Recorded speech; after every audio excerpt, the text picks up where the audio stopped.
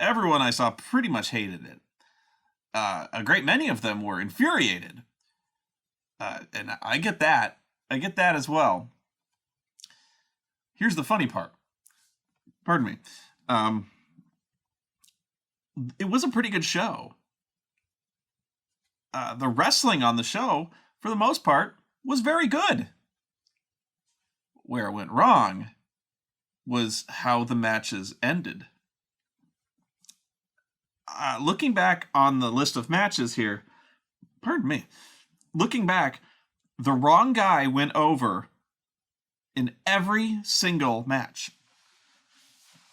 The completely wrong guy. And I think everyone knew it. You don't even have to be like an internet smart guy, the internet smarks, so they call them, to bitch and complain that, oh, they're holding this guy down, the wrong guy went over. No, I think everybody watching this, from the casual fan upward, scratched their heads as each match rolled by going, what the fuck was that? So, whereas I hate everything, I thought these matches were very good, and then they fucked it up. So, I go in objectively, and I look back, I was going, wow. I watched it a second time, just to make sure I wasn't being a grouch. I tend to watch these twice now. So in case my initial impression was very positive or very negative, to kind of confirm it or refute it. So my opinion of the show actually improved a bit when I was able to appreciate the quality of the matches. Unfortunately, when the last thing you see of the match fucking pisses you off, all of a sudden it taints the entire show. It taints the match. And when the entire show was about shit finish after shit fuck finish, wow, all of a sudden you come away from that show with a really, really negative feeling. Trust me, I know this. So I think everybody who watched, from casual fans to the smarkiest people on the internet, were just either puzzled, baffled, to infuriated by the fallout of this show from a purely creative standpoint. And because you can't even really call it a ripoff, because people do pay for the pay-per-views still. Not many, I think. But, I think this month was free, and I still felt ripped off. Back in the day, the old man said, back in the day, this was all pay-per-view. And you didn't do the things they do on this show when people were actually paying for it. There's a reason. I'll start. And right away, you knew this was going to end badly. King Barrett versus R-Truth. I would happily eat glass if it meant that R-Truth could officially fuck off and never be on my TV again. At least the character of R-Truth, who plays the most bumbling, I don't even know if I can call it racist, but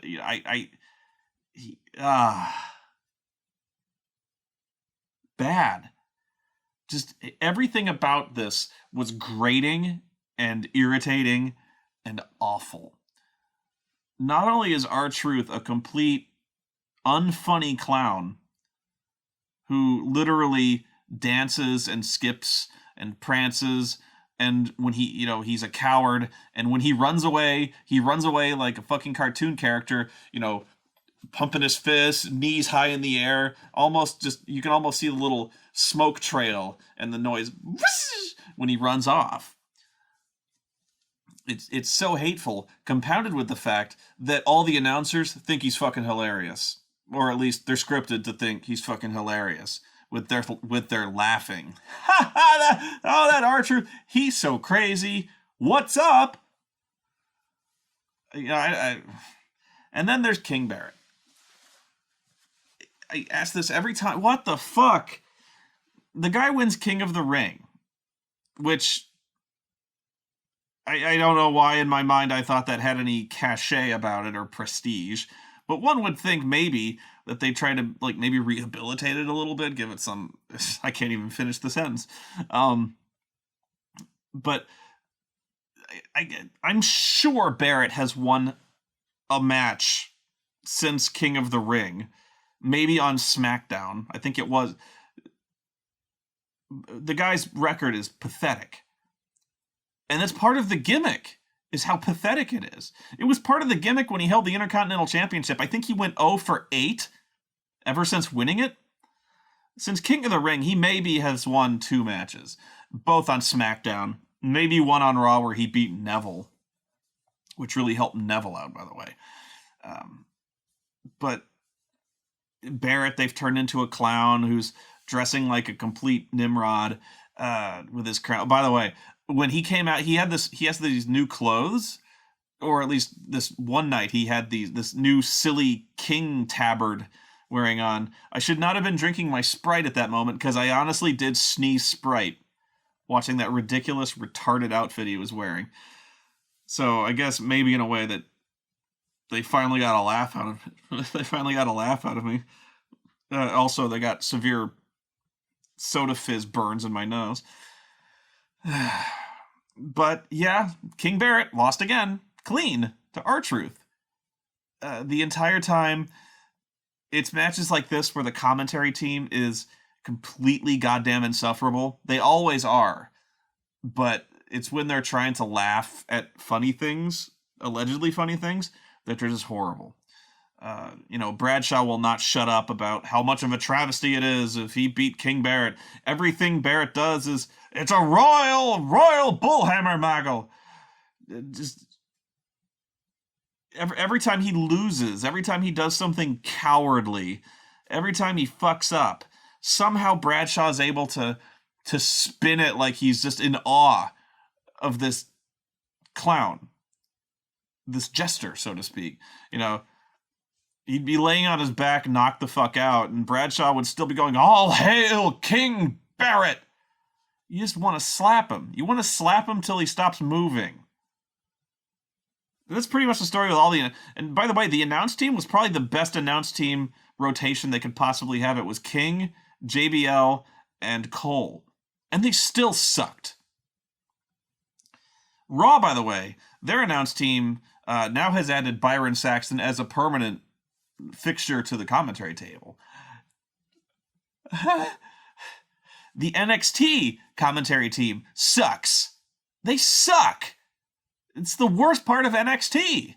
It's the commentary. They know what the fuck they're talking about. They're just so bad. All of them. Raw. Watching Raw, I don't think I have been able to watch Raw from beginning to end because of the commentary team. I rage quit Raw on a regular basis. I think we missed... April and I just didn't want to watch Raw for maybe 2 weeks in a row because we hate the commentary so much. It makes us turn off the TV. That's how bad it is. And I'm a fan. They suck. God damn it, they suck. They really drag down every match they talk about, which is all of them. I know it sounds silly, like, you cover this, you should watch it. I can't. They're terrible. I eventually do, but it takes me like 3 fucking sittings. The show is too goddamn long. It's 3 fucking hours long a week. That is forever. Forever to spend with those 3 clowns, those 3 fucking ass clowns. I say clowns a lot. I can't think of a better word right now because I'm so fucking pissed at these jerks. These fucking smelly larvae of your grandma's rectal pubic hair. God! R-Truth won clean. Then there was the show started. That was the pre-show. The show started, kicked off with the Money in the Bank ladder match. Seemed a strange choice. to start the pay-per-view off with the match the pay-per-view is known for. One would think that would be the main event, or at least co-main event. But I know why they did it. And I don't know if I agree with it or not, but here's why they did it. It's so that, whoever won for the entire rest of the show, they could speculate in hushed whispers and wonder and ponder, well, is the winner going to cash in as soon as today? Because they would go on and on about virtually every single winner and how long it took them to cash in. I believe they said Kane cashed in on the very same show, like 30 minutes later. Edge, I think, was like 263 days, 266 or something, which I could have sworn that Seth Rollins had probably held on to it longer, but I guess not. I don't know. They didn't mention Mr. Kennedy, because his was a tale. Actually, that might be that's interesting now, because I believe Edge won the title from Mr. Kennedy because Kennedy pissed off management somehow and they wanted to take the title off. It might have been like a steroids. I can't even remember. But yeah, the night after, essentially, one day he just comes out and puts the briefcase on the line against Edge and loses it. Okay. I don't know if they counted that. I don't know if they counted the 260 something days that whatever. He didn't win Money in the Bank. At least not that year. He cashed it in, but he won it in a singles match against Kennedy. Weird times. Anyway, they were going on about how it's a virtually guaranteed title shot. They don't mention Damien Sandow. They don't mention, really, when John Cena lost, allegedly, his match, that he won the match by disqualification, I believe. But, well, that was your shot. You didn't get the title, so that seems goofy to me. I do want to go on about how much I hate the concept of Money in the Bank in general, as in the concept of having this contract that lets you cash in for a world title match at any time, any place. Because I believe, with one exception, it has always been used to essentially steal the World Heavyweight Championship. The champion will get the shit kicked out of him, and all of a sudden, the winner's music hits, the guy runs in, hits him with his finisher because he's all beat to shit, and then 1, 2, 3, he steals the title. I believe the only guy I think who cashed it in, like giving the champion full notice ahead of time as to when and where this match will take place, was RVD when he beat John Cena at ECW One Night Stand. But I believe that was the only time where he's like, dude, this is gonna happen at One Night Stand, no surprises. I think every other time has basically been theft, even when babyfaces do it. So the reason I don't like that is, are you familiar with the Hardcore Championship? This was very Attitude Era. It was Attitude Era, where the Hardcore Championship was essentially garbage wrestling. They would have matches where they would just hit each other with foreign objects over the head, and then the gimmick was that it was completely unpredictable. It was defended 24/7. That was the rule, the 24/7 rule. So at all times, the Hardcore Champion could be pinned or submitted and lose the title. So eventually they they couldn't help but make it a comedy gimmick. In that, the champion would always be paranoid, looking over his shoulder, because at any time, literally at any time, somebody could come in, crank him over the head with a hockey stick, and steal the title from him. That's what Money in the Bank does. Is it makes the World Heavyweight Championship the hardcore belt, where it has to be defended 24/7. It's not about wrestling. It's not about who the better athlete is. It's not about getting a world title match. It's just about some coward waiting till the champion is beat down and essentially just taking it off his dead body. I don't like that. I think it really lowers the title. And I'm sure it does. But when you've got this thing where all of a sudden the champion is has to be paranoid that, if at some point the guy snuck into his house with a referee while he's asleep, he has to be able to defend the fucking championship, which has happened with the Hardcore Championship. The Hardcore Championship was won by one of the Godfather's hoes. A broom at one point won the Hardcore Championship. As in, I don't remember who the champion previously was. It was probably Crash Holly, rest in peace. Where they were fighting and he gets knocked out and a broom falls over him. The ref looks, shrugs, and counts to 3, and the broom won the Hardcore Championship. Now, this was not meant to be taken seriously. Naturally, the belt was a complete joke, which is what Money in the Bank makes the world title. It's less than that, I know. It was pretty much the only thing that saved WrestleMania. I know that. But that's the other thing that Money in the Bank is essentially a trapdoor. To get out of shitty storylines, 2, to get out of injury, if somebody gets injured, and 3, just so they can add an unpredictability factor. And that's why people like it, is the unpredictability factor. Unfortunately, that also forms the very annoying habit that virtually every single person does until it's cashed in, is, whenever there's a pay-per-view, they say, well, I think, Dolph Ziggler is going to cash in at the end of the show and win. Every pay-per-view they say that. And then it doesn't happen. It was really frustrating when Dolph was the winner of that, by the way, that it was really huge plot holes at times when the champion had just been destroyed and people were chanting for Dolph Ziggler and he didn't come out. Not his fault, the way he was written. But I think at some point they tried to explain, like, I was taking a shit. I don't know. He wasn't in the building or something like that. It was crap. But anyway, the Money in the Bank match here, it was okay. It was okay. One of the other things that you're never going to really see again as time goes on are the really, really fucking crazy ladder matches from back in the day. That's a good thing in a way, in a very good way. It means that people aren't going to get hurt nearly as badly. Back in the day, guys like Jeff Hardy would would almost kill themselves.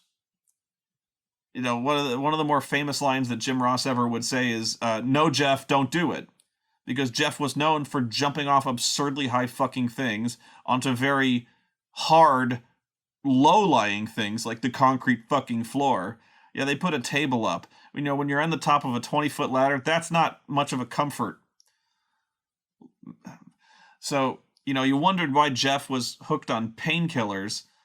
It's probably a pretty good reason why. It's because he was throwing his narrow ass off of 20-foot ladders and cages and shit like that. And sure enough, in TNA, he was still doing that. It shortens your career. Causes concussions. The last one he was in, got Sheamus very badly hurt for the better part of a year, maybe more. But yeah, he tore a muscle in the last ladder match he was in, and they were working that in a fairly safe manner. You're not going to get those crazy ladder matches like back in the day. It's a good thing, but unfortunately, it makes those ladder matches kind of diminished. Because,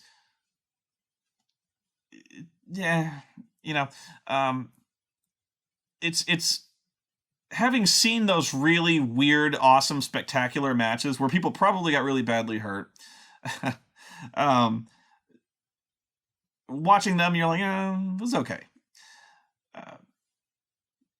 Pretty much all I had to say about, but the wrestling was good. It was a good match. I wasn't blown away by it. But what people took away from this was the ending. There were 2 parts to the ending, really. The first was everyone had it figured that Roman Reigns was going to win. Pretty much everybody. Which was a good guess. In fact, I would have had him win it. Sorry. So, my theory was that Roman Reigns would win the Money in the Bank, And then in the main event, Dean Ambrose would beat Seth Rollins. Clean as a sheet, just beat him. Then Roman Reigns would come out and betray his friend and turn heel and win the championship. I get the feeling Roman Reigns is going to be one of those guys like we were with John Cena for years and years and years. Every pay-per-view, we were predicting, this is the month, he's going to turn heel. And John Cena never did. I think that might be what we're going to see that again with Roman Reigns. We're going to keep calling for a Roman Reigns heel turn. That's never going to come. It's going to be really frustrating. But yeah, this was the pay-per-view where I'm going, he's going to win. And then he's going to betray his friend. And ooh, that bastard Roman Reigns. That heel. Hate him. I really do think they need to turn Roman Reigns heel just to use that negative energy that the crowd is just raining down upon him. And trust me, the crowd hates this man. Pay-per-view crowds. There's a difference between the live crowds at like a Raw and the crowds at a pay-per-view. Kids love Roman Reigns. Kids love John Cena, which is why those guys stay on top and they never turn heel. Not saying whether that's a good decision or bad. From a storyline standpoint, it sucks. From what's best for business, you'd never turn John Cena heel either. So, it depends on how many shirts Roman Reigns is moving, really. But they hated him. The crowd hated his fucking guts on this show. Which was weird because he was actually doing some pretty awesome things. He was doing some crazy stuff. One of the few guys who was doing crazy stuff. There was like a ladder propped in the corner. And he power bombs Kofi onto the ladder.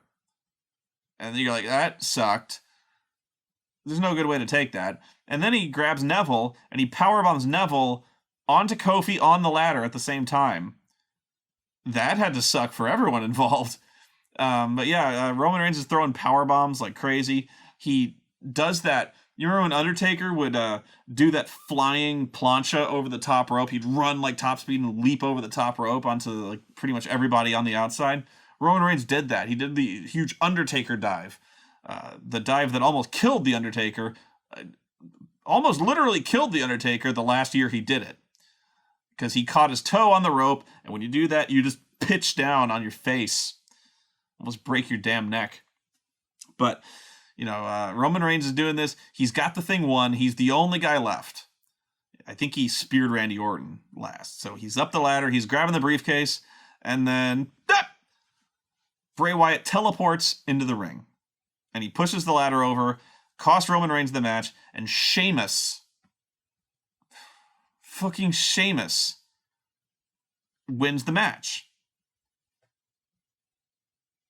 I don't even... Because that's what we needed to see is another failed Sheamus push. The motherfucker looks like a treasure troll. I've been told that he looks like a Rocksteady from the Ninja Turtles. His hair, he just looks so stupid. And the crowd chants, and that's his gimmick now, is that he looks stupid. Bravo. That's what we needed. A pale, stupid-looking guy who very well might win the championship. I think he's going to fail, but... maybe that's wishful thinking. This took the wind out of the audience's sails right away. And that might have been why they put it on first, is they've had it in their heads that when you give the crowd really, really bad news at the beginning of the show, or at least early on, later on, they'll forget about it. They'll be mad at first, and then later on, they'll calm down. I don't think so. Not in this case, because nobody wanted to see Sheamus fucking win this match. He doesn't need this. Pretty much everybody else would have been a better choice. Even Kofi. Kofi would have been an interesting choice. I think some people had Kofi pegged to win it because WWE is going to Japan, and I'm not even shitting you. One of the matches booked at that show is Kofi Kingston versus Brock Lesnar. Goodbye, Kofi. So people were thinking, I believe people were thinking that because of that match, Kofi might actually win the briefcase. Wow. Let your mind run wild with that. But nobody would have been happy with Kofi neither. But we definitely weren't happy with fucking Sheamus. It's a sad state of affairs when Roman Reigns was pretty much the favored guy to win this, even among guys who don't like Roman Reigns. Fucking scary. But anyway, it's Bray Wyatt shows up again, and this Bray Wyatt teleports in, and this week this month he's feuding with Roman Reigns. What was that? Bray Wyatt's feuds seem chosen totally at random these days.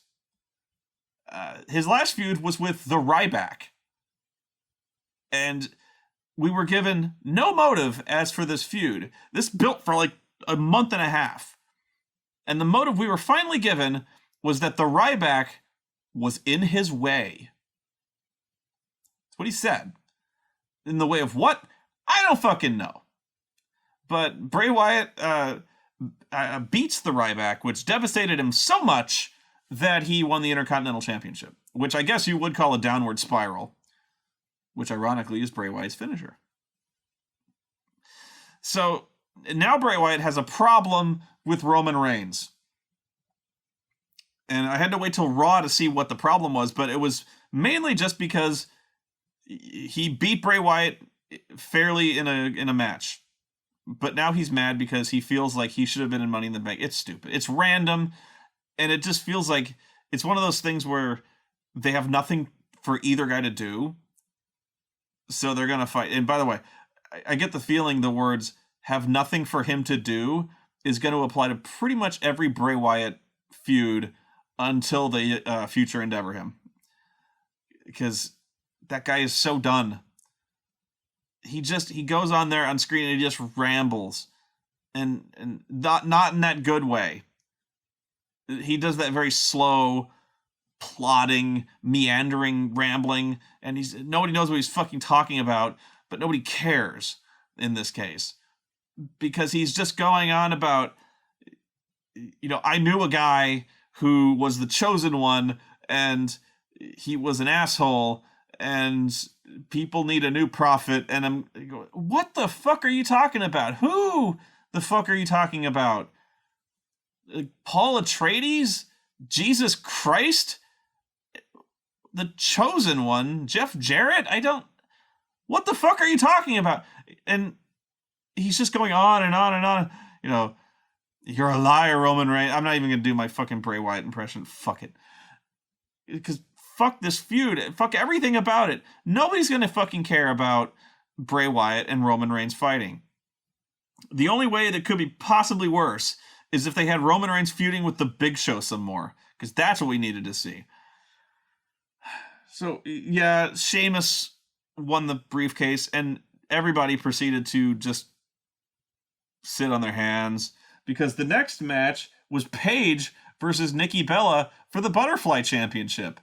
Oh, wow. This one, the Divas on Raw or WWE are a constant source of irritation and frustration for me. Okay. The story here, if you didn't know this, and trust me, you didn't know this, because I didn't know this, and nobody fucking knew it, until the start of the fucking pay-per-view. The story of this is that Paige is trying to rally the troops because, as she says, the Bellas have run roughshod over the Divas, have maneuvered themselves politically to be on top of the Divas division, have essentially oppressed everybody with their presence and their deviousness and their scheming, and she even implies that maybe it's because of a certain marriage that they've gotten a favored spot. And I'm like, nobody cares. And Paige is going on and on about, she calls it, I'm not even kidding you, she calls it the Bella Empire. Because these two divas, for 7 years, she said, have just been this oppressive regime. The Bella Empire. So she says that all the other divas, all the other women on the roster are so thoroughly crushed, morally crushed, so cowed by the Bellas, you know, their perpetuity on top, politically and physically on top of the division. They're completely cowed by this, and nobody is willing to resist them in any way. That's what they're telling you. And she was telling us literally 1 minute before the match started. They introduced this story 1 minute before the match started. And sure enough, I hate these shots, by the way. Sure enough, while she's talking, they cut to another backstage area where all the divas on the Raw roster are pretending to watch television. You've heard me go on about this, I think, where they have to very carefully pretend to watch a television. They're watching it, but they have to make sure WWE wants you to know that they're watching television, and they want you to know who is watching the television. So if the television is back here, normally you would watch a TV like this.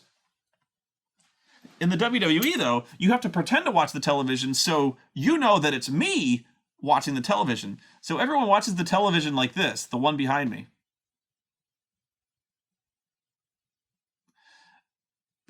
There's no way I could see the television, but you have to know it's me. So I have to turn my head like a maximum of 75 degrees. So this is me watching the TV. And they have to furrow their brow and look concerned or interested. They failed looking interested, but apparently Paige's assertion that they are completely impotent to resist the Bella Empire, they're unwilling or unable or just demoralized to such a degree that nobody will help her. Nobody will resist the Bella Empire but her.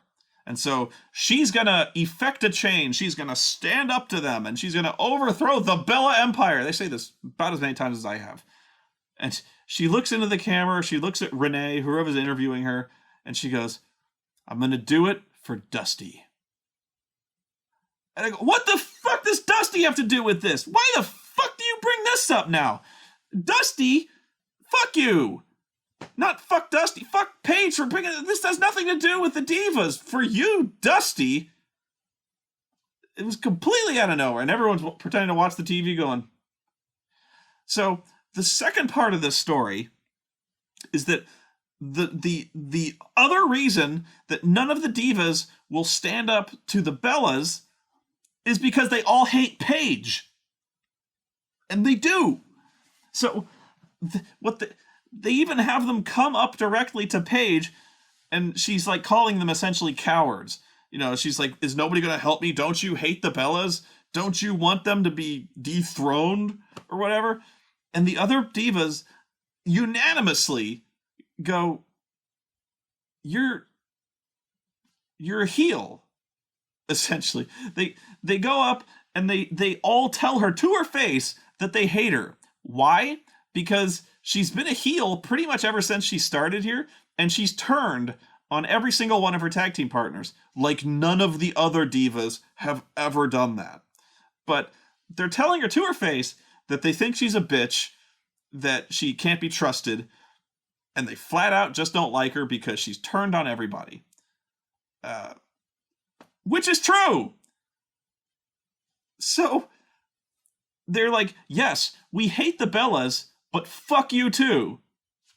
And they walk. They literally walk out of the room. Because they're just, yeah, we hate the Bellas. We hate you more. Bye. Wow. That's great. That's fun. And Paige is supposed to be the babyface here. I think they're supposed to be putting forward the story that, like, she was a heel, but she's not now. And everyone is abandoning her because they're cowards. And by the way, when I said every other diva in the Divas division was pretending to watch the TV and unwilling to resist the Bellas, that's because every single fucking diva is a heel. They are. With the no, I was gonna say even Natty. No, Natty is a heel. Like, I don't even fucking know, because I don't even know what Cadence is. I guess Natty is the one babyface, and I don't think she was in the fucking room. So when I said all of them, I think it was all of them but Natty. So they're all heels. And swear to God, when Paige was cutting her promo about the Bella Empire and the fact that she's trying to recruit other divas to her side, and it was worst on Raw, because the next day, she loses the match, by the way, but I'm going to get to that. On Raw, she's complaining that nobody would help her. And so she starts going around to all the other divas and telling them to text her their plans in like a half hour, because she's trying text them something like, tell me where you're gonna be. Pardon me. Tell me where you're gonna be after the show. So text me, right? And the thing is, she came off as so condescending that it was like she's clearly a heel. Maybe it's the fact that Paige can't act or something. Maybe she really was trying to be inspirational or something, but she seems so condescending and bossy, and this is after they've established that nobody likes her, and she's still trying to go around telling people to text her because she lost a match.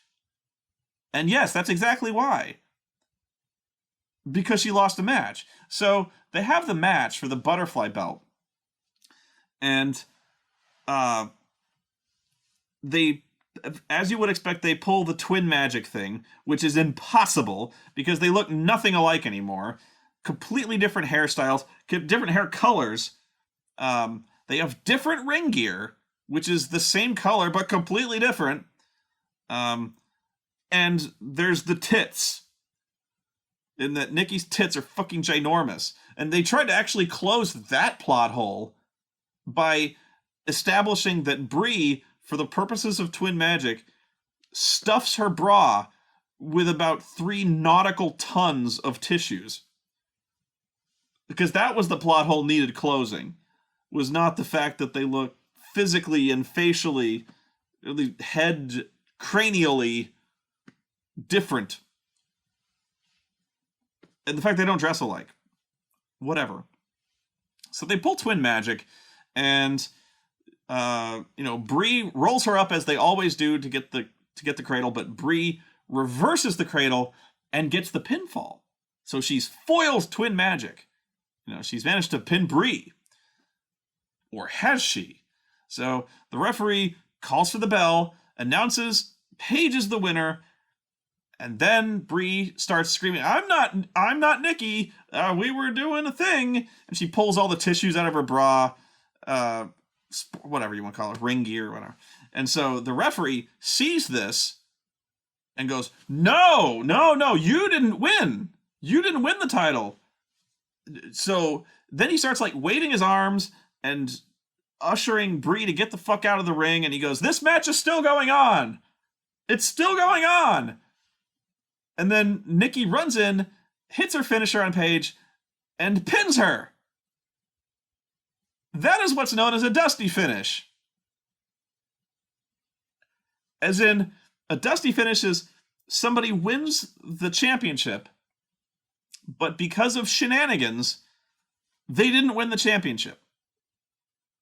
So they win, and then suddenly the ref overturns the match and gives the belt back to the person who essentially lost the match.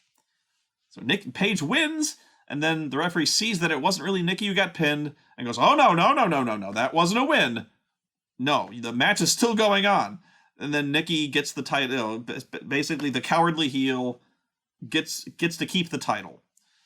The theory behind the Dusty finish is that it allows the heel coward champion to retain his title through luck or just things fell in the right place or devious scheming or whatever, but it's really luck.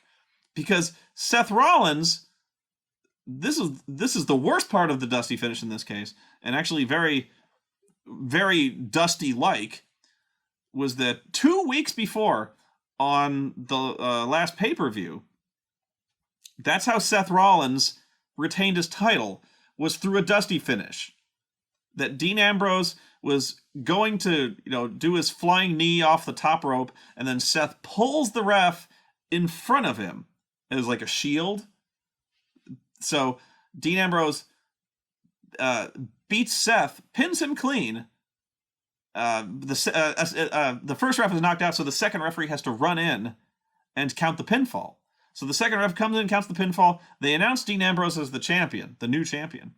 But the first ref, he comes in the ring and he goes, "Oh, no.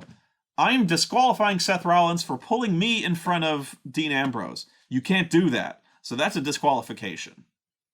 So whereas Dean Ambrose had just won the title through shenanigans or sheer luck or bullshit would probably be the best way to describe it, Seth Rollins gets his title back. The completely undeserving champion gets his title back. That's a Dusty finish. And the second reason it's so notorious is that the reason it's called a Dusty finish is because when Dusty Rhodes was booking territories, he was essentially writing the stories for the various wrestling territories when there still were territories. He did the Dusty finish a lot. And you can imagine how frustrating, infuriating it is to keep fucking seeing that finish over and over and over again. Because it's screaming irritating to watch this. You feel ripped off. And that's the feeling it's supposed to engender, is like a ripped off feeling, of an angry feeling towards the undeserving champion. Like, oh, you can't wait to see the next month when he won't get lucky next time. Problem is, it's a shit finish. It's always been a shit finish. And back in the day, it was wildly overdone.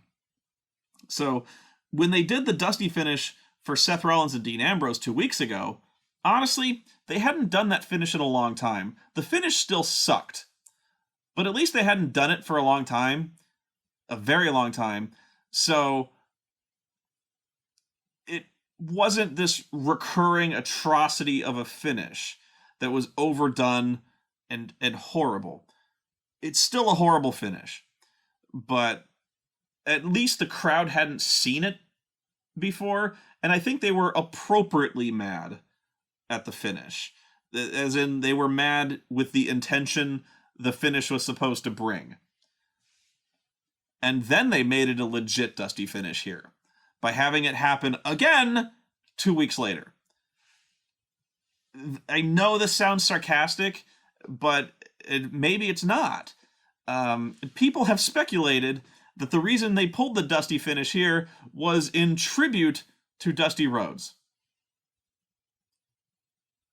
I hope not. Because that's almost like that is insulting to tribute Dusty Rhodes with one of the bad things that he's known for. We're going to pull this Dusty finish because, wow, that's fucked up and stupid. Rest in peace, Dusty. So, yeah, but the part that made me really mad was that the referee doesn't call for the disqualification, even though Brie got in the ring, got physically involved. There was, physical contact between the wrestler and a non-wrestler in the match. The match was fucked. Caused a false decision in the match, but the referee's going, "Oh no, match is still going on." So, for some reason, they wanted Nikki to get that pinfall. You got me, man. You got me. I don't know what, and even the commentators were throwing this. They were baffled as to this, and I don't. None of this makes sense. Nikki did not need to win this, and Paige is right in a way. We are so tired of the Bellas. I've been tired of the Bellas forever because they got no one else to feud with now. They've wrestled every single diva. They've brought in divas to wrestle them. We're done with the fucking Bellas. It's time for a new story here. But of course, that would make sense, so Paige loses. What's the next match? I think it's the Ryback. Brian wins. Oh. Now, here's another conspiracy theory that's been going around. And I didn't put much stock in it until this show. The entire show, or not the entire show, but the entire match, they kept referring to how long Nikki Bella has held the butterfly belt. It's something over 200 days. And even Paige references this. She's been Divas champion for over 200 days. Commentators keep talking about it. Brie, Nikki, Paige keep talking about how long she's had this title. And they only do this to give the title some prestige for one. But when they're finally talking about a streak, somebody's got a real streak. When CM Punk, for instance, was world champion, major part of the story later on was that he was champion for over a year, and he was actively counting the days. Every week he'd come out and he'd gloat about, I've been champion for over 370 days. And so that was the storyline. So the fact that they kept referencing how long Nikki Bella had been champion, there's a reason that they would do this. Now, if you're not paranoid, you would think they were just trying to say, well, she's been champion a really long time because she's a good wrestler. The conspiracy theory is they're trying to put it in your mind that she has a run at becoming the longest reigning Divas champion in WWE history. Who is the longest reigning Divas champion in WWE history? AJ Lee, who is married to CM Punk. So, the conspiracy being that they keep bringing up how long she's been champion so that when she breaks the streak and becomes the longest running Divas champion, that removes AJ essentially from the record books. As in, they no longer have to ever mention AJ again, because this is going to be a big deal, apparently. Who was the longest reigning Divas champion? AJ Lee. Well, we don't talk about that. We don't talk about CM Punk. So the theory is that they have such a problem with CM Punk that they want to whitewash all traces of Punk and AJ from the WWE because there's a lawsuit going on. And all of the things that Punk has said about, the WWE and the doctors and the staff and all the wrestlers there, they're done with Punk. And the question is, are they so childish as to orchestrate this entire feud and keep the Bellas on top, keep Nikki Bella on top of the division just long enough so she can eclipse AJ's title reign? And then we're fine. AJ has been erased. It's Nikki Bella's on top now. Are they that childish for whatever reason? Hatred of Punk. Well, that would be the reason. But yeah, theory, rumor. Don't know how true it is, but when they started mentioning the streak that Nikki was on, I was like, oh, that's fishy. Probably not true, but your mileage may vary. Then there was the Ryback versus the Big Show for the Intercontinental Championship. I never wanted to see this match, and I wish I hadn't seen it in hindsight. This match sucked. There was one really good moment in this match, in that the Ryback suplexed The Big Show. That was fucking great. Everything else about this, no good. Boring as crap. And here's where things started getting bad. The Miz is out here for essentially no reason. He goes to the commentary table. And he's essentially, he's basically bitching about how he's not in the title picture. Why would you want to be? But he starts showing a clip from Raw where, you know, it's Big Show and the Ryback and the Miz are in the ring, and the Miz is berating them both. And Big Show turns to the Miz and he says, if you don't get the fuck out of here, I'm going to flatten your face. Miz, of course, is stupid, in character stupid, so he keeps talking smack, and Big Show punches him in the face and clotheslines him over the top rope. And that's why Miz is upset. So Miz is talking to the commentators, saying, he says two things that I found so silly. The first was, he goes, of course I'm worthy to be in this match. The Big Show's knockout punch? So what? I've taken countless knockout punches from the Big Show, and I'm still here. I go, yeah, it probably is literally countless times because you've been concussed by the Big Show so many fucking times that you no longer have the capacity to count or remember. I can't form new memories, you guys, but I'm still here. Then he starts showing, as they're showing footage of him getting clotheslined, he goes, that right there, highest rated segment on Raw. You see, I know how to bring the viewers in. That's what he said. So, highest rated segment, I know how to bring the viewers in by getting your ass kicked. That people like to watch that. Well, he's not wrong. But yeah, he's like, you see that? Awesome! I was so great. I got the highest rated segment by getting my ass kicked. Good job. Well done, Miz. Very proud of you. So, the shenanigans, the whole thing, they fight on the outside. Somehow this pisses the Miz off. In fact, I don't even remember. I don't know if they even went outside and pissed the Miz off. But at some point, like 5 minutes into the match, the Miz just runs in the ring and starts hammering on the Big Show. Just starts punching him. This, of course, is an obvious disqualification, although not so obvious considering I don't know what it would have taken for the Bellas to get disqualified. But Miz runs in, hits him. Of course, it's a DQ. Thanks. So you went from a dusty finish to a blatant fuck you disqualification finish on a pay-per-view. Preceded by Sheamus, a guy that nobody wanted to win, winning Money in the Bank. So we're 3 for 3 on horrible finishes. 2 for 2 if you just want to say, like, a dusty finish is shit. A DQ on a pay-per-view is shit. So,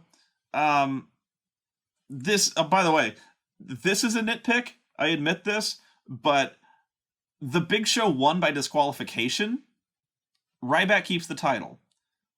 But since the Big Show won by disqualification, that means the Ryback lost. So, once again, the Intercontinental Champion is a loser. Not his fault, but that was my nitpick. Maybe not a nitpick, but yeah. You cannot buy a win with the fucking Intercontinental Albatross. Can't happen. It's fucking cursed. King of the Ring, apparently, is also cursed. This is like the worst career move anyone can possibly make is win that title. You need to run screaming if you find out that you're, like, scheduled to win the title. Like, refuse. Come down with something. Not good. Next match was... John Cena versus Kevin Owens. This is exactly what I was talking about when I say great wrestling, shitty finish. And I think there was this huge sense of inevitability. When I was thinking about whether or not I wanted to review Elimination Chamber, as soon as, Kevin Owens and John Cena had a great match on that show. Kevin Owens beats John Cena clean in what they were calling They were calling it the biggest win in WWE history. The commentators were saying that. They go, this is the biggest win for... They didn't even qualify it. They're like, this is the biggest win. I can't... They were laying hyperboles on this, which they do that a lot lately. But they go, this was going to be the most anticipated rematch in WWE history. One of the most shocking wins in WWE history. So they were putting this over huge. Amazingly huge. So when I was going on my tirade earlier about Dusty Rhodes being like not the physical specimen that normally would ever be on top in the WWE, it's not always true. You've got guys like Foley, and now Kevin Owens. Kevin Owens is a great physical specimen, but he is not he's not toned. You know what I mean? He's a big burly guy. I think burly is the right word. Whereas John Cena looks like a fucking G.I. Joe figure. McMahon really likes those muscle man bodybuilder types. That's just how he rolls. Kevin Owens is the exact opposite physically. Maybe Big Daddy V, but whatever. Rest in peace, Fister. Kevin Owens does not look like the kind of guy that Vince McMahon would ever put on top or give him such a high profile win clean over John Cena in his first match on the main roster. That's astounding. I don't know if this is a sign of things to come, whether or not they're finally lightening up on this. But I'll tell you one thing that hasn't changed. You only rent wins over John Cena. It's you're going to give it back, and pretty soon. So Kevin Owens beat John Cena clean in an amazing match. And then within 10 minutes of having that win, they have announced a rematch on this show. And right away, both April and I went, oh, because the sense of inevitability sunk in. It sunk in that this was where John Cena was going to get his win back. For a couple reasons. One was it's John Cena, and ultimately, you don't beat John Cena. In the end, he always wins. The second being, the way WWE loves to do things, and they've loved to do it for a long time, is in comic books what they call decompression. Whenever there's a feud they want to hold on to for a while, it's going to be 3 matches, especially with guys like Rusev. And they just did it with Rusev. There's always, there's one guy wins, and then the next match, there's going to be a rematch. The other guy wins, and so they have to have a third match. It's always this 3-match formula. So when they announced the second match, not only did we feel the rematch was too soon, 2 weeks, they should have built this up. It was too soon, but we knew John Cena was going to win, because John Cena, he wins. Even when he loses, he's going to win. And because we know that they're going to stretch this out to 3 matches. Now that I say that, with Rusev, they pretty much beat Rusev all 3 times. Did he win the first? No. Cena won all those matches, but they still stretched it out to 3 because which made no sense. Whatever. But they're very big fans of the prolonged feuds over at least 3 months, and so it was fairly obvious to anyone who saw this coming that John Cena was going to win. And this hurt the match, in my opinion, but that's just me. I think most people consider this to be the better match of the 2. I disagree, but mainly just because I think the first match was a lot better, not just because Kevin Owens won. Forget that. You can't, but forget that. I just thought there was this huge novelty of seeing this brute kick in the door, call out the big dog, and beat him. I thought that was great psychology, and I just thought they put on a better physical performance. I found this match to be fairly sloppy. And that's not to say it was a bad match. I thought this was a very good match with a lot of tension. The story and psychology here was also fantastic. But there were a couple of really, really badly botched spots. So yeah, the first one was really great, and the second one, the story behind this one was John Cena. The story was that Cena came out and he says, "I was going to hand you this belt, but seeing how disrespectful you are, I know that you're not a real man. You're not a man who should be holding this title, so I'm not going to give it to you." But he wanted a rematch, and so he promised this time that he's going to shake things up a little bit. He's not going to be the same guy, because apparently Kevin Owens, he read your book. He read John Cena's book. So he knows everything he's going to do. So Cena promised that we're going to see things out of him that we've never seen before. Selling? No! No, we're not going to see that. That's a fairy tale. But no, he promised that he was going to break things out in this match that we'd never seen before. And that's true. We saw a lot of really cool stuff and new stuff that we had never seen before. Kevin Owens kicked Cena's ass with the 5 moves of doom. He got to do Cena's own comeback on him. Cena broke out some really awesome moves. Like he did a reverse suplex, and he fucking herked Kevin Owens up for this one. Reverse suplex is like a suplex, but the guy is facing the other way, so he lands face first.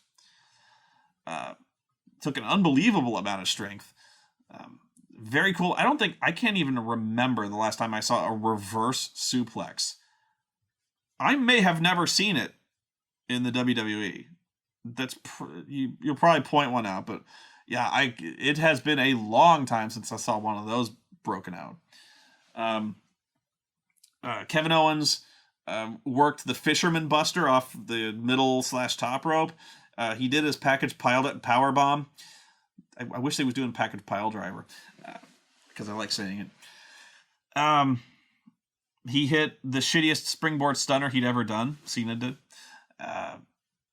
And they tried a Code Red. I initially called it Canadian Destroyer, but it was a Code Red.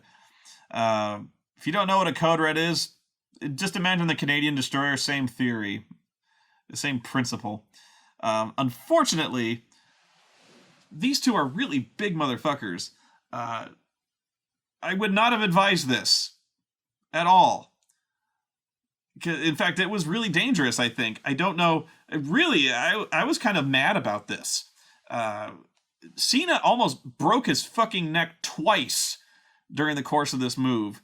Somehow, they managed to pull it off. Kevin Owens is freak show strong in that he was able to... Can't even explain how physically they were oriented in this case, but Kevin, he stumbles across the ropes. He muscles this dude back into position and gets hit with the Code Red. And I thought that was completely irresponsible. It made me mad. I don't know who ordered this thing. Was it? I don't know if the agents or wanted to see this. They're like, oh, this will be a really fucked up move. If the agents ordered this, or if Cena ordered this in the ring, or the referee called this spot and ordered that spot. Anybody could have, and either way, it was completely irresponsible. Both of them could have gotten horribly injured, especially when you've got this responsibility of keeping, the most important star in the company, John Cena, healthy. Hell, you, for all people, might have ordered this. Did you order the Code Red? Probably not. But, I love that movie. But yeah, it was a cool looking move, but botched to hell and back. Definitely never seen it before. You're probably never going to see it again out of John Cena. I really don't think so. Also, Cena attempted a flying head scissors, which the announcers called a Hurricane Rana. There is a difference, but I miscalled the Code Red, so I'll cut him some slack. But no, they always call it a Hurricane Rana. They don't know what a flying head scissors fucking is. And that was another one where John Cena almost snapped his own fucking head off. Really, John, you're not at that age and physical level anymore where you can bust out the agility moves. Would not have recommended either one of these. on second viewing, the flying head scissors looked a lot better, but oh my god, on both of those moves, I was like, please don't get hurt, please don't get hurt. Again, on second viewing, however, I saw some stuff that really made me cringe. For instance, on the power bombs, John Cena. You remember when John Cena had that really ugly looking softball sized sack on his elbow that was really fucking grotesque? And he was out with injury for not nearly as long as he probably should have been. I really think they rushed him back on this one. But yeah, he had this huge sack of fluid in one of his elbows. He's like, I don't know why this is. I know why it is, John. I believe John Cena's had historically hip problems, a nagging hip injury. And with the elbow, there's a reason why. I don't think John Cena bumps right for certain things. Primarily the power bomb. If you watch, Cena always bumps elbows first on power bombs. That will fuck you up. You don't need that in your life. It's never going to feel good, no matter how you take it, but you ain't supposed to take it on your elbows. That sounded wrong. But getting powerbombed on your own fucking elbows, that must, Funny Bone, man, that must light him up every fucking time. And you wonder why you got fucking drainage problems in your elbows, man. The worst one, however, was, I don't think this was Cena's fault. In fact, I'm pretty sure it wasn't. But they fell bad on the Fisherman Buster off the middle rope. Owens did this Fisherman Buster off the middle rope. And you're supposed to land on your shoulders / upper back. At least I think so. In this case, however, Cena lands on his elbow, I believe on his right elbow, and just it rolls underneath him. It's a miracle that if he escaped that without injury. I would not be surprised if he broke his fucking arm on that. Because I could swear, you see his arm just melt underneath the pressure of that. That looked like it fucking sucked. That landing, man, was bad. But it's one of those things where you don't notice it because you're just like, wow, that move was awesome. If you watch the way he lands, man, all his weight, all of it initially hits on that elbow. Just, oh. Now, Cena's the kind of guy who will say what you want about the guy. He will fight through pain. That guy is fucking trooper. So no matter what he did to his arm, he was going to finish that match.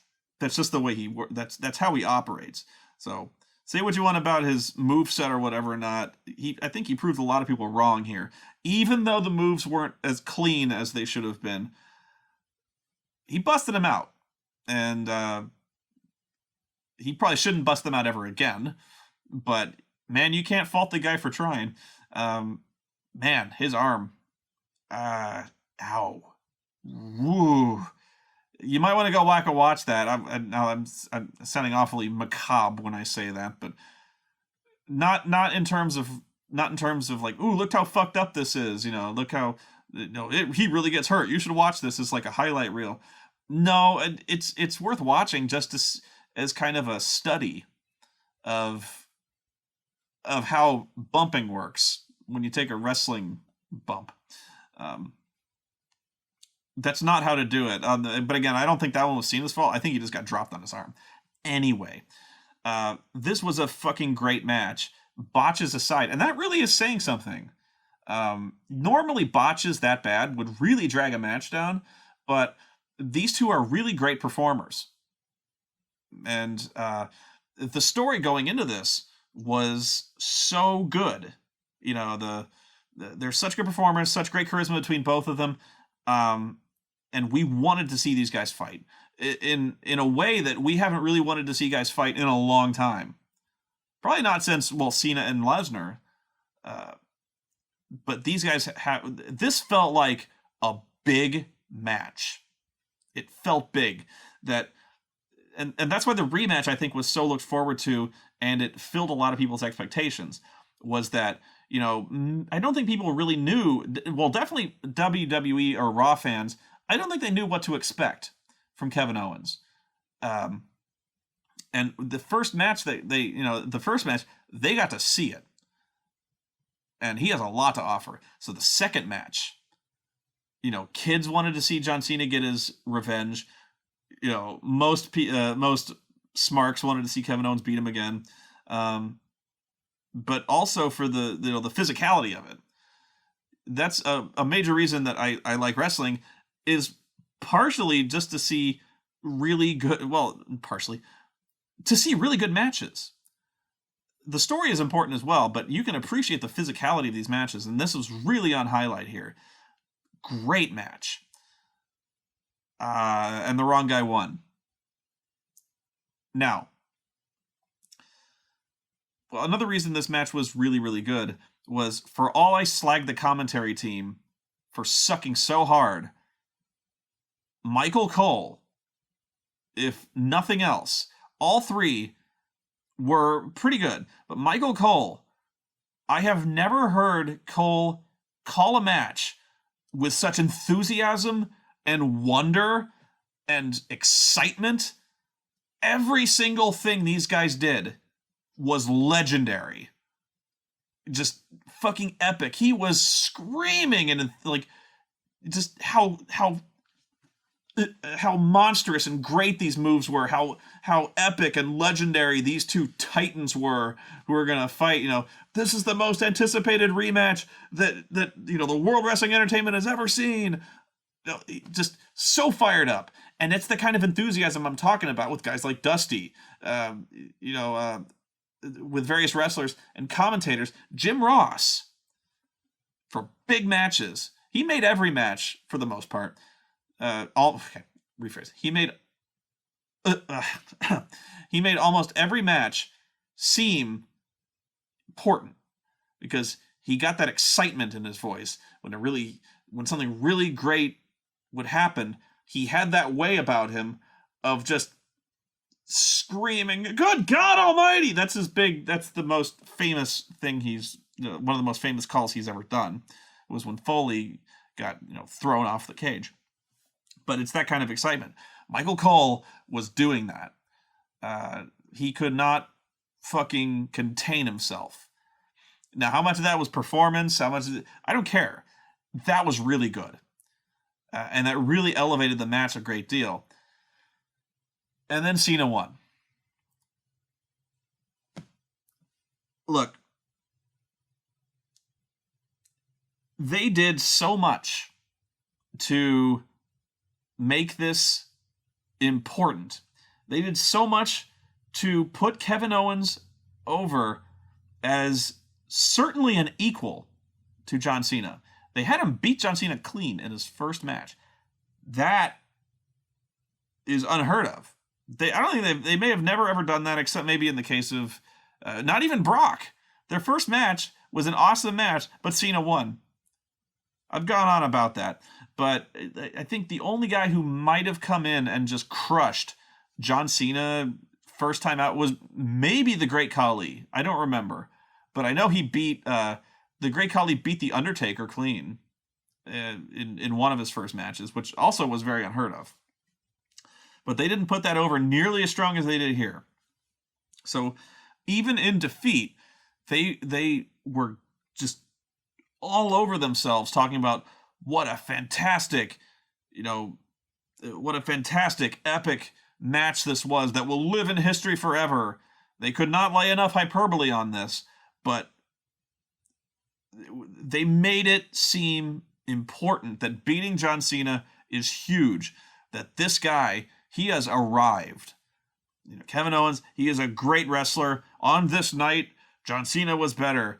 We can't wait to see him do it again, maybe. So every single thing they did was to put Kevin Owens over and make him seem great. And I don't think they've ever done it. I don't think they've ever done that good of a job with anybody, ever. Making a guy seem big league, seem as an equal to the number one guy in the company.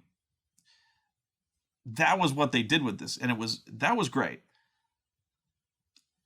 Kevin Owens should have won.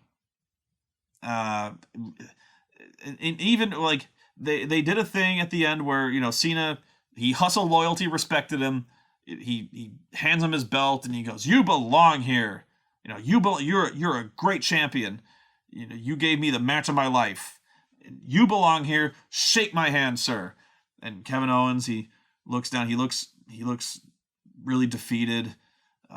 This match was important to him, and he sees it, and he thanks Cena, and he shakes his hand, and Cena raises his hand, and then Owens kicks him in the gut.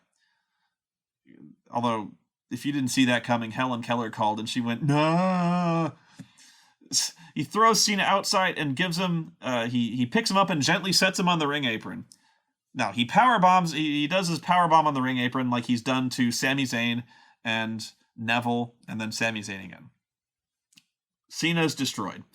So, he crushed John Cena. He was a complete, he's a complete bastard about this. He disrespected the hell out of John. And this helped him get all of this. It undid a lot of the damage that losing did. It still made him seem, an equal, still made him seem like a monster, someone to be feared,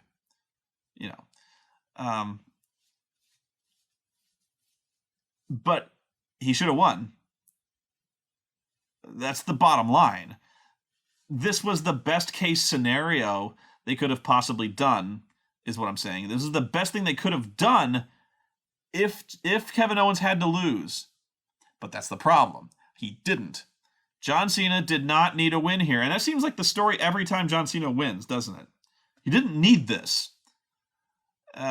Would it have been so bad? Apparently the answer is yes. Would it have been so bad if Kevin Owens rolled into town, beat John Cena, lorded it over him for at least a month, or at least set a rematch a month down the road? Let this one kind of simmer. Couldn't do that. They could have built this up as a real big money fight a month down the line. But yeah, he just didn't need this. And it kills. Didn't kill, but it really, I think, harms his momentum as this great wrestler. They're trying to bring him in, and they made him seem as great as possible for a loser. It just would have been really good if they hadn't. It just undercuts him. This guy's got momentum. He's rolling into town, and he is unstoppable. He beat John Cena, and maybe he beat him twice. But now he lost. He's on his. This is not. I was going to say the second match. He's had matches on TV, but I think it harms his momentum that all of a sudden he can be beat. Can John Cena beat him? Yeah, he can. Not the way I would have gone. I don't think many people who aren't children would have gone this way. And it's not because we hate Cena. It's because we want to make some new stars. We want new people in the picture. This did not knock Kevin Owens out of the picture. Like I said, this was the best thing they could have possibly done if he had to lose. But he should have won. I'm repeating myself, but it's just that it nags at me. It nags that as good as Kevin Owens is, he's still not as good as John Cena. Because John Cena always has to win. And it just seems so political or artificial or whatever. But we couldn't stand it, could we? We couldn't stand just letting John Cena lose a program. We just couldn't take it. Nope, John Cena has to get the win at the end. They're probably going to do a rematch down the line, and I don't even know who wins this one. Because after the booking on this show, who the fuck knows? But if it seems like I'm complaining about this match over much, it's just because of the finish. And unfortunately, most people, while they remember the match and they know the match was great. This is just about the only match that they still look on fondly from this show, and they still hated the finish. The other matches, those are forgotten essentially in the face of the other, in face of how badly they finished. One interesting thing during this match, and Cena was a complete heel here. And this isn't me being contrarian, this isn't me like twisting the facts. He was acting like a heel. You know, when virtually every time that Cena hit the attitude adjustment, and it took 3 attitude adjustments to put Kevin Owens down, which that tells you how big they're putting him over, is he kicked out of his finisher twice. But, he kicked out of the Code Red, he kicked out of 2 attitude adjustments, and virtually every single time that he kicked out, John Cena got up and was arguing with the referee about whether or not that was 3, arguing with him about, like, he's going, come on, ref, 1, 2, 3, he's arguing with him about how fast he's counting, whether or not that really was a 3 count or it wasn't. Heels do, that's what heels do. Heels bitch with the referee about slow counts. But, Cena gets up, he's looking mad, he's looking frustrated as hell, and he gets up and he's arguing with the referee. And I'm not just talking like he gets up and he's like, come on, ref, and he goes back to business. No, he gets up and he argues with the ref like a manager in baseball confronting an umpire. Like, just legitimately mad at this referee. Like a whiner and complainer does. Or a heel.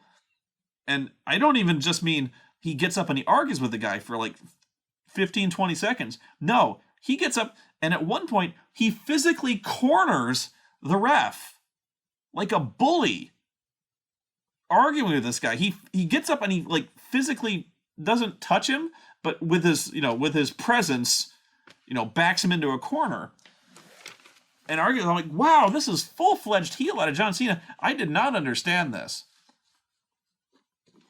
Because that, I guess they were trying to put over like he's frustrated. Like he's hitting him with everything he's got and he's like, what do I have to do? He was acting like a heel. Oh, geez.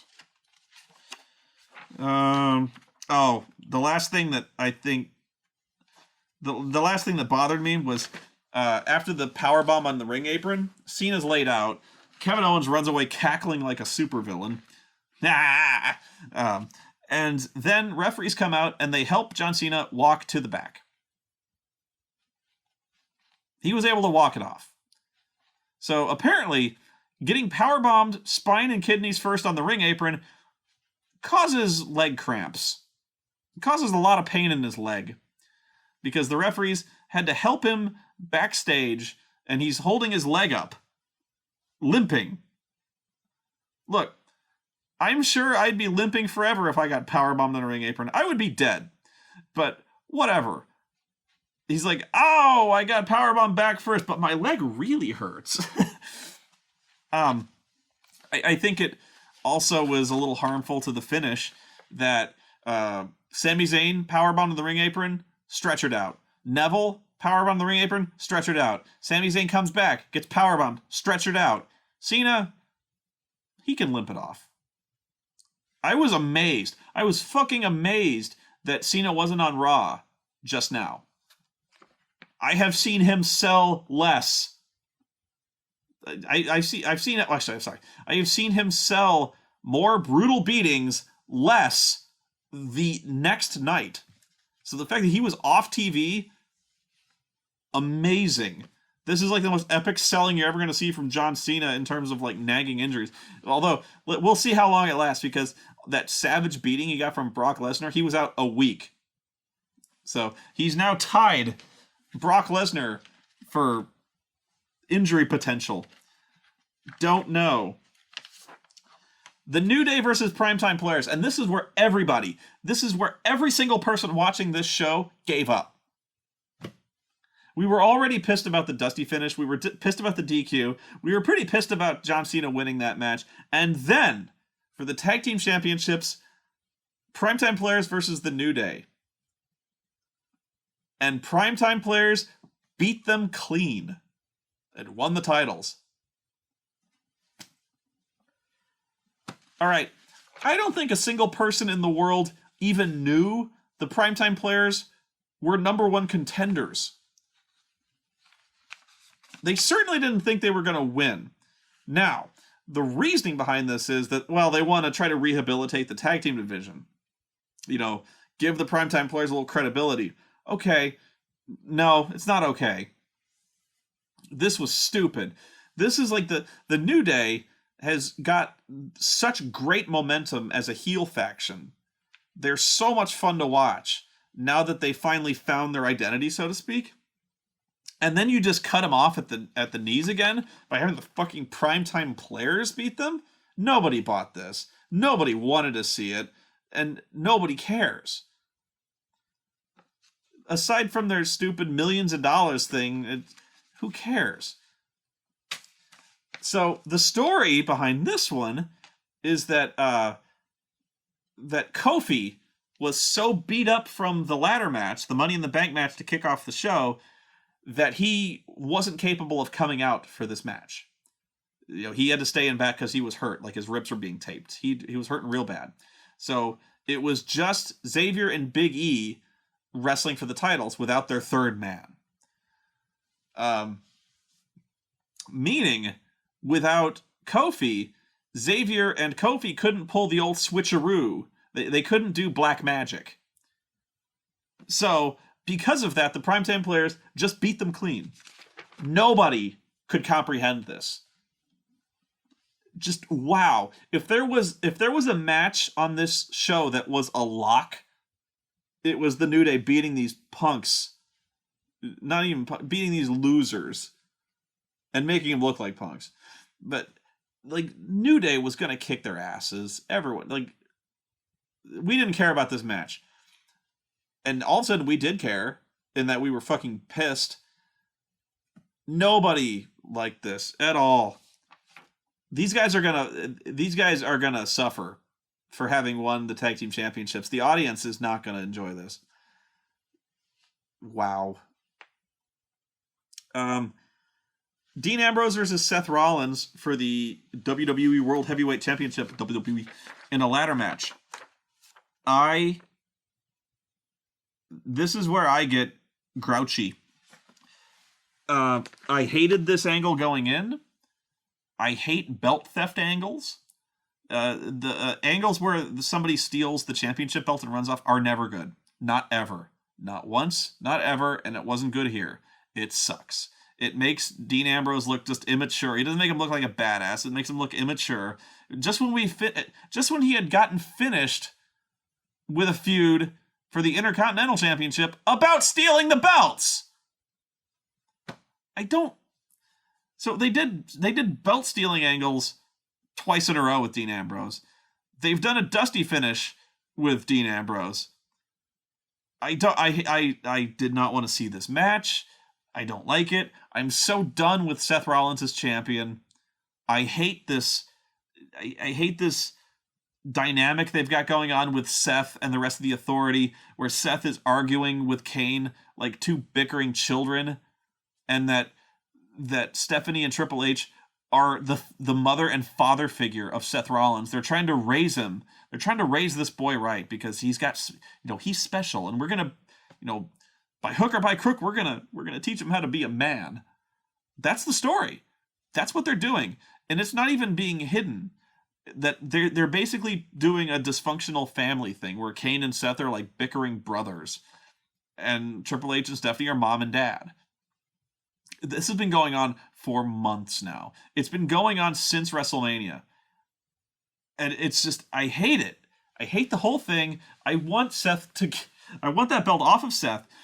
And Dean Ambrose has been made to look like such a fucking coward, loser, dork. I didn't want to see this match. And I didn't really like this match. I'm alone on this one. I know that. But I thought they went out there and they wrestled for about 800 years. I'm back from the future to talk to about this match because in 800 years, it just fit. What the fuck ever. It's still going on, probably. They probably. I'm making no sense, but I'm so delirious from how shitty this pay-per-view was. How good and shitty it was. Just what were they thinking on any of these finishes? Sheamus? Primetime Players? And this was such a letdown following Owens and Cena, which really was the main event here. Let's not fool ourselves. Was better than this match in every way. I don't like either one of these characters. There was things that nagged at me from the beginning to the end about this match, about Dean Ambrose specifically. And this match went on forever. And I think the crowd, they might have been enthusiastic for it at one time, but the finishes leading up to this point were so bad. They were so just defeated by the shitty finishes one after the other, and then the Primetime Players winning, that finished them off. Just finished them. They were confused, delirious, punchy. They were punchy from this crap they were watching. And so when these guys started wrestling, the audience was dead quiet. It was spooky quiet in that arena for the first 10, 15 minutes of this match. And when that happens, it really harms the match, which may have done a lot to harm it in my eyes, that the crowd was just, they seemed tired. But more likely they were kind of punchy from just being so disappointed over and over and over again. All those good feelings from the Kevin Owens and Cena match, part of those were lost when Cena ended up winning. The kids who wanted to see Cena win were deflated from seeing him powerbombed on the ring apron because they didn't want to see that. And then the Primetime Players just took the rest of it out of them. So they're having this match, and there was a lot of power bombs in this match. In that Seth Rollins did these horrible looking running power bombs on Seth or on Dean on the outside into the barricades, onto the side barricades. It was really physically impressive, but they looked like they fucking hurt. And not in that ooh, what a move kind of way. No, he was throwing this motherfucker into the barricade, which that had to hurt. And then he was landing ass first on the floor, straight onto his ass and tailbone. Again, no good way to take that move. None. And the second one was the worst. The second one, he almost didn't make the barricade when he threw him in this powerbomb. It's almost like he landed ass first, 4 feet short, and then slid into the barricade. Man, you're going to break your fucking spine. This was ugly. And it just started to dawn on me as Seth Rollins proceeded to powerbomb him, do a running powerbomb onto a ladder on the outside, covered in chairs. It started to dawn on me. I have probably seen more power bombs on this pay-per-view than I've ever seen in my life.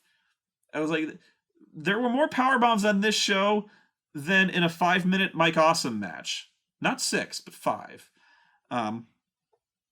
There were a ton of fucking power bombs. Roman Reigns had dropped Kofi and Neville with power bombs on a ladder.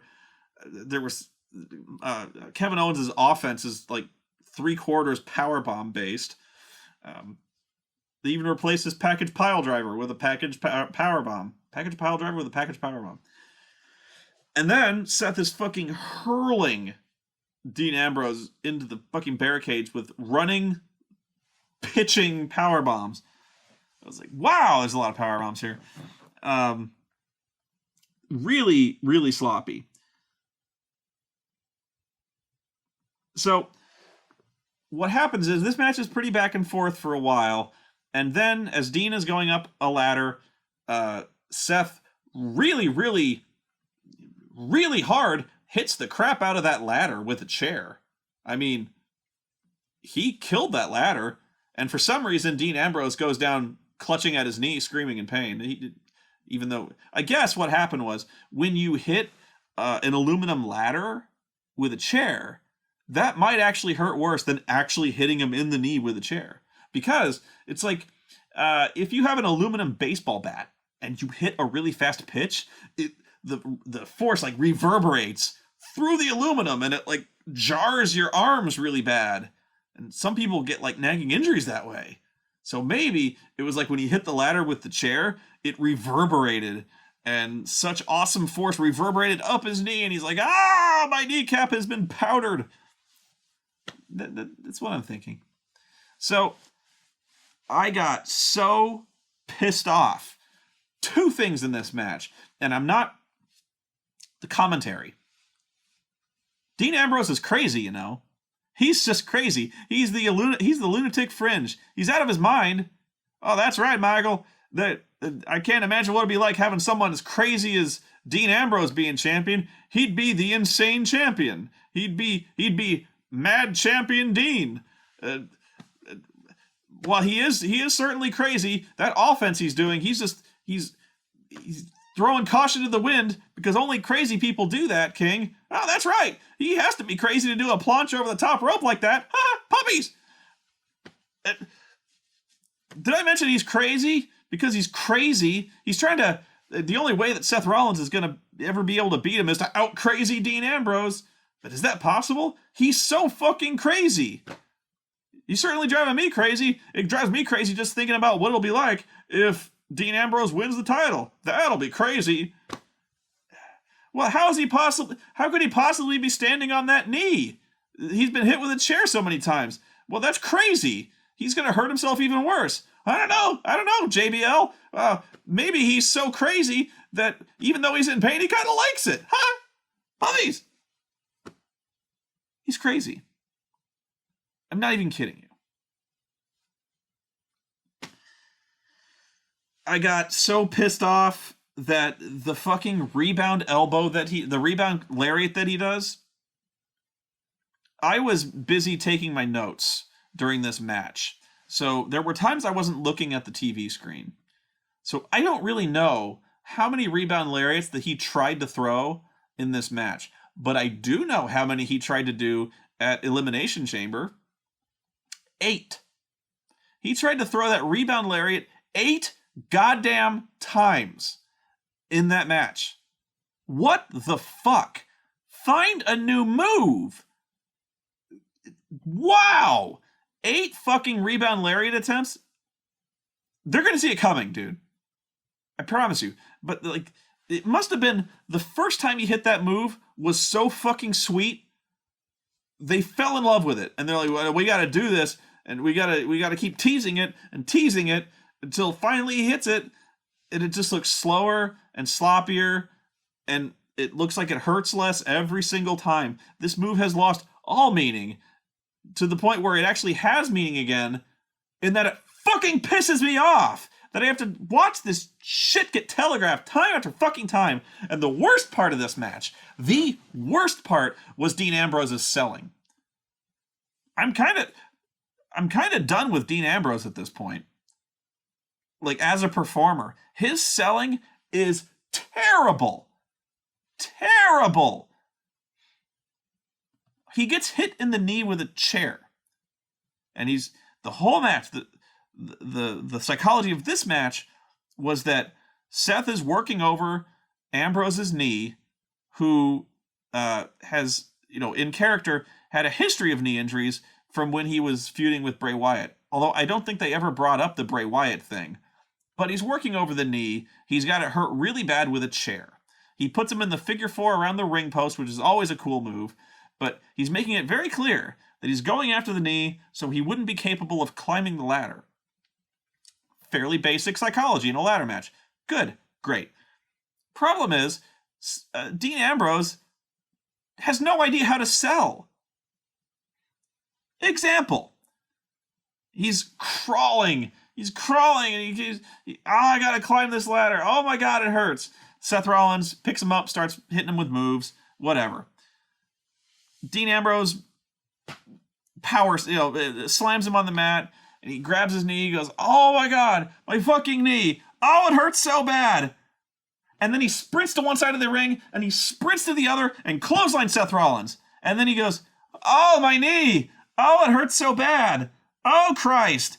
And then he sees Seth Rollins has run outside of the ring, and he sprints across the ring, and he sprints the other way, and he leaps over the top rope, and he takes him out with a plancha. And then he gets up going, oh, my knee. Oh, sweet Christ. Oh, no. And then he sprints around the ring real fast and clotheslines him again. Oh, my knee. Fuck's sake. Oh, Christ. They fight over to the announce table. And they're fighting on the table, and he jumps off the announce table. And, oh, my knee hurts all of a sudden. Oh, shit.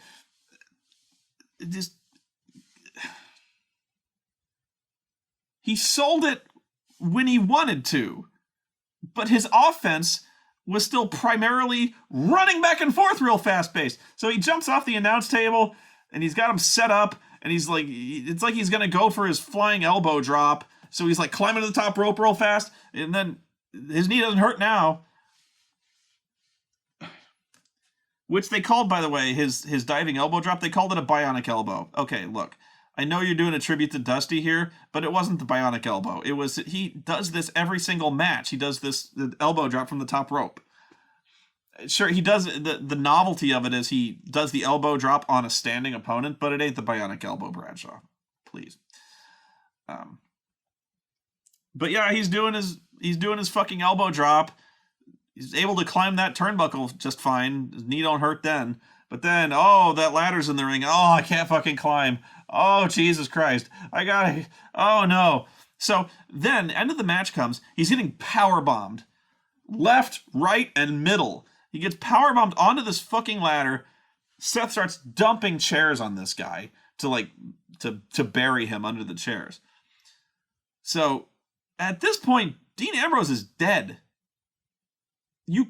He's been powerbombed 3 times, each one of which would have just ruined somebody's career.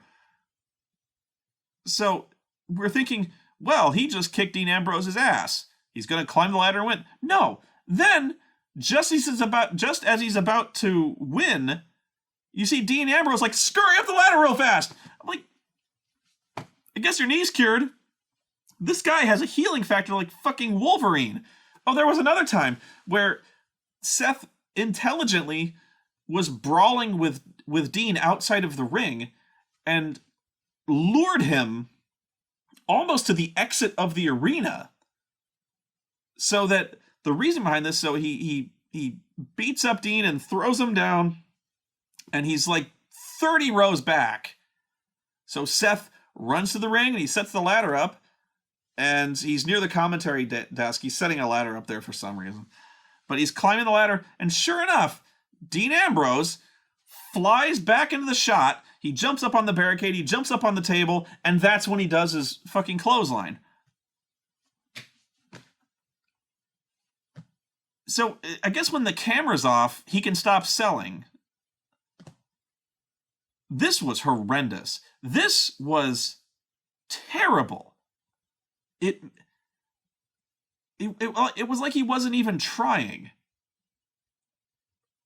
Or he was trying, and that's the worst part, is he was trying. I don't even know. This was horrible to watch, because it's, you're watching this going what's the point? Why is he working the leg when he's not going to sell it? Or he's going to sell it for a few seconds, and then he's just going to do the same offense running back and forth he always does. It's like they didn't plan this, or they didn't... This was bad. I hated this match. And everyone else is going to go on about how great it was. What are you talking about, Spoonie? These guys, they put themselves on the line for this. Oh, they did. Yeah, they did. And the moves were impressive, but I couldn't stand watching it because the selling was so fucking bad. It makes it it ruins the flow of the match. It makes you confused. What does it take to kill Dean Ambrose? What does it take to beat this guy? Because apparently you can throw his ass awkwardly in power bombs against both barricades. You can power bomb him on a ladder, and he'll be fine. He can still scurry up a ladder real fucking fast. So the guy is apparently indestructible. A shitty wrestler, but indestructible. Because he's crazy. And so Seth Rollins wins the match, and they're putting over what a great performance Dean Ambrose put on. In character, Dean Ambrose got his ass kicked. Pretty much from bell to bell. He got crushed. And now I'm just pissed. Now I'm just... I hated this match. This was awful. I run out of words for bad. But the guy apparently can no-sell a crushed fucking trachea. So, I don't know why I was surprised. Maybe I'm not surprised. I was just at wit's end. At wit's end with these two guys. I'm so done. And Brock Lesnar is back on Raw now, or at least they're going to have a match in 5 weeks with Seth Rollins. I got a bad feeling Seth is going to win that match, which he more than likely is. I'm so done with Seth Rollins. I'm done with it. The only thing that might happen, and I never predict this because I hate Money in the Bank, but the only thing that might change is that Sheamus wins the title at some point. God, I hope not either. Man, neither one of those scenarios works for me. So, the finish of the match was actually pretty cool. Was they're both on the... Well, no, it wasn't cool. Because Seth Rollins should have won it. Should have powerbombed on the ladder, buried him in chairs, and then climbed up and won it. But in terms of a finish, they both had the belt kind of hooked under their arms, and the belt comes loose, and they both fall to the mat. And in the end, Seth wrenches the belt away from, Dean, and he's declared the winner. I liked that finish, and I was very glad the commentators didn't play it up like it was some kind of controversy. Or, they basically, I think they called it something like a football player and and someone on defense, both coming down with a pass at the same time and holding onto the football. Whoever comes away with possession has the ball. Same way with this. So, and I was very glad they didn't have any bullshit controversy or some stupid justification for a rematch. They both came down with the belt, and now we thought we'd have a decisive finish, but now we don't. How is that possible? We will now split the belt in twain. Now that I think about it, that might not have been a bad way to do it. For instance, if they both came down with the belt and they're both got a death grip on it, and neither one will let go, that would have actually been kind of interesting.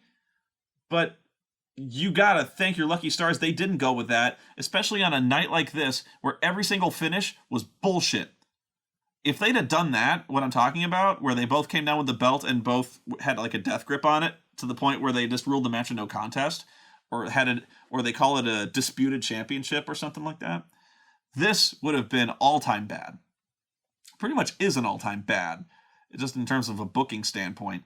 But yeah, so while I said my idea was kind of interesting, nah, not for this. Not here.